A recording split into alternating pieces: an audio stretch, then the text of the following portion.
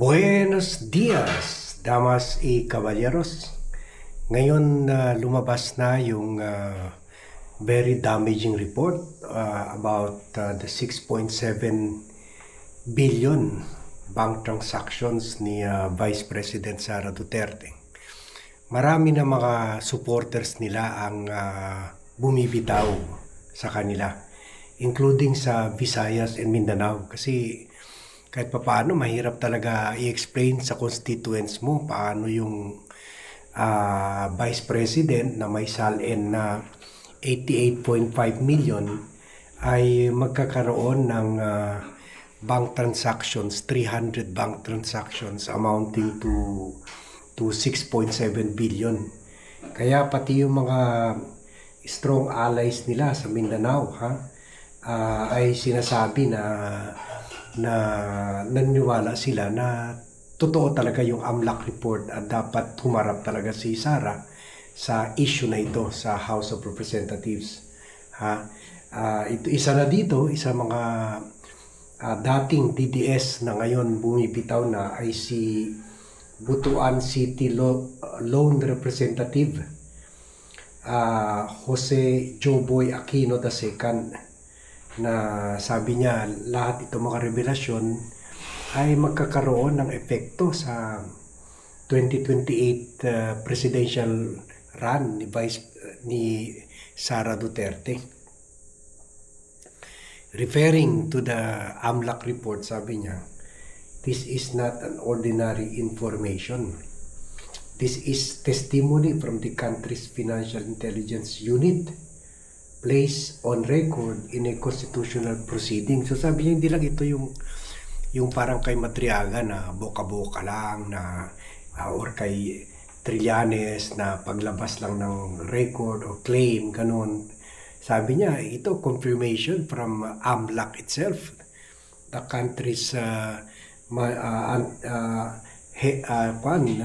head or chief money regulating agency. So sabi niya mahirap itong i-explain sa mga tao, including yung mga constituents ni Sara Duterte sa Mindanao. At sabi niya, when the Vice President of the Republic and her husband are flagged in multiple confidential reports involving alleged drug-related activities, corruption, and possible misuse of funds, that raises grave questions that cannot be ignored. So, yun nga, siguro siya mismo nahihirapan na rin siya idepensahan si Sara sa Mindanao.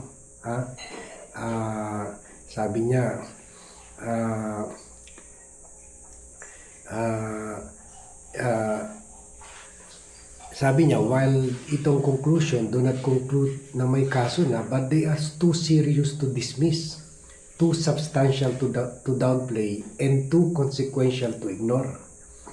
The committee has a duty to confront this evidence head on. So wala daw magagawa yung sa laki ng itong mga revelasyon kay Sara Duterte.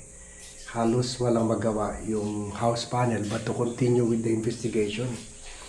Sabi niya, public office carries with it the obligation to explain, especially when serious allegations supported by official testimony arise.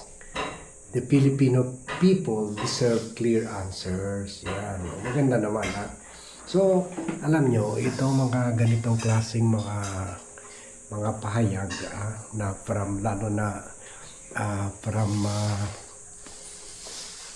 from a representative from Mindanao, kasi alam niya na delikado siya kung sa eleksyon, pati yung mga kamag-anak niya tumatakbo sa pwesto, delikado siya yung political future nila kung they will go against the wishes of their constituents. Talo sila, baka ma-wipe out sila sa eleksyon. And yet, the fact na itong si Joboy Aquino ay now raising the need to look closely dito sa ill-gotten wealth ni Sara Duterte. This shows na hindi lang siya, pati yung constituents niya, naiba na rin ang pananaw sa issue na ito. Kumbaga nakikita na rin nila na talagang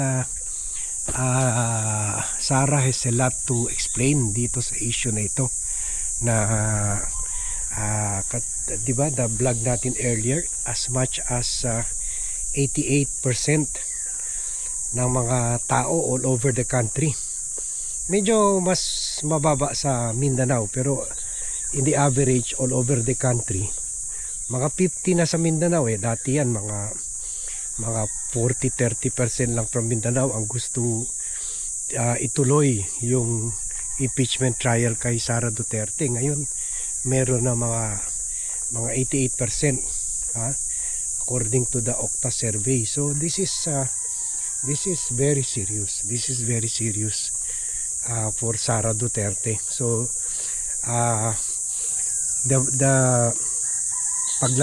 itong paglaglag, the abandoned ship, the abandoned ship pattern ng mga politiko shows na nape-pressure na rin sila ng mga constituents nila. Uy Kong, suportado ka pala kay Sara, pero Kong, seryoso talaga yung 6.7 billion. Paano nangyari yun Kong? Ganon. So ito mga congressmen kasi, they tend to take issues based kung anong popular sa mga constituents nila. Kasi after all, mas importante sa kanila yung favor ng constituents nila kaysa yung political patrons nila. So dito rin siguro nakikita rin niya, humihina na rin si Sara Duterte. So 88%, ang laki nun, almost 90% na yun.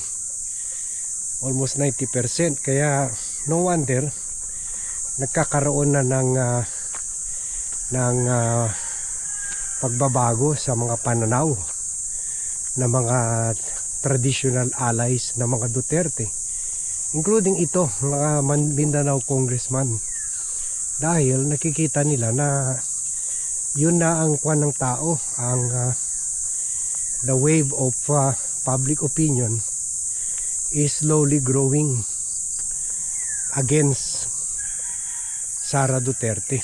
So especially dito sa issue ng impeachment, kung saan pwede natin sabihin 8 out of 10 Filipinos want the trial to proceed.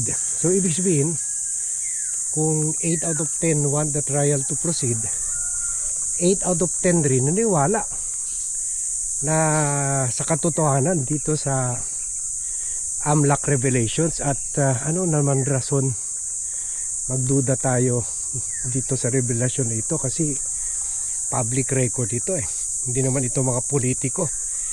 Hindi naman pwede sabihin ni Sara, hindi, si Trillanes yan si Badriaga yan, mga kalaban namin yan. Ganun. Hindi AMLAC ito In fact, sa totoo lang, di ba, as we vlog earlier, 10 years na nga tinatago ito ng AMLAC ngayon wala na silang choice, kasi ang impeachment proceeding ay sui generis. Kumbaga it is a law of its own, at hindi ito sakop ng bank confidentiality law. Kasi di ba, tulad ng sinabi ni Congresswoman Laila de Lima, hindi pwede magtago yung mga korap. Siguro akala talaga ni Sara Duterte kaya niyang itago yung yaman niya dito sa anti-money laundering law. Pero ngayon na ito, na bulgar na ito sa Senado, sa Kongreso, dahil nga inutusan ng Supreme Court ang Kongreso gawan ng hearing ukol sa bagay nito, and to establish probable cause, then they will have to summon to issue subpoena ad duces tecum,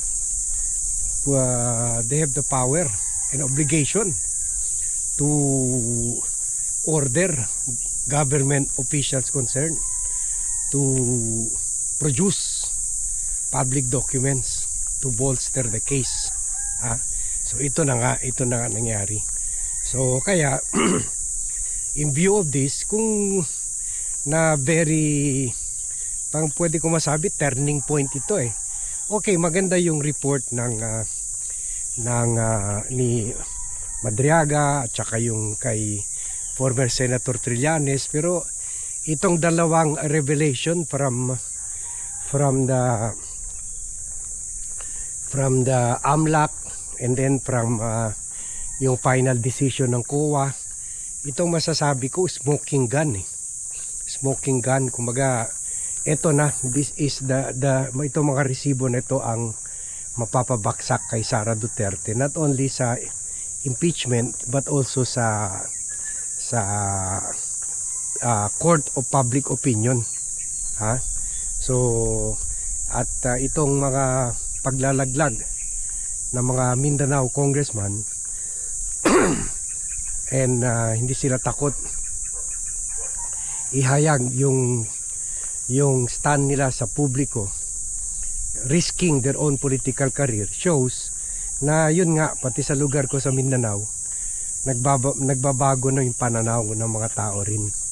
Yung mga constituents ng mga congressmen na ito, mga tao rin nakikita nila na posible talaga.